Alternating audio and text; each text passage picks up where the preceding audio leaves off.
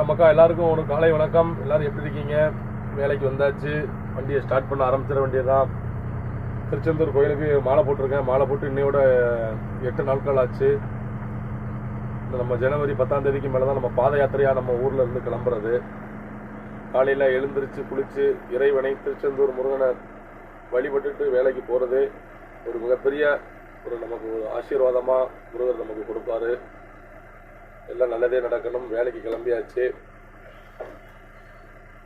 பொறுமையாக போவோம், ஒன்றும் அவசரம் இல்லை.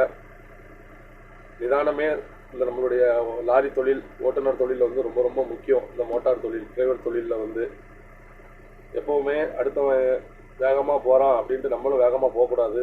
நம்ம வண்டியோட கண்டிஷன், நம்மளுடைய குடும்ப சூழ்நிலைகள், அது போக சாலை எப்படி இருக்குது, ரோடெல்லாம் குண்டும் குழியுமா கிடக்கா, என்ன என்ன கதை, இடத்திற்கு தகுந்த மாதிரி வேணால் கொஞ்சம் கூடுதலாக போய்க்கிடலாமா ஒழிய மற்ற நேரங்களில் ரொம்ப கவனமாக பொறுமையாக தான் போகணும். ஏதாவது வில்லங்க வந்துடுச்சுன்னா எல்லாரும் கையை விட்டுருவான். ஒருத்தர் நமக்கு வந்து காப்பாற்ற மாட்டான். நம்ம தான் கடைசி வரைக்கும் கோர்ட்டு கேஸில் அலையணும்.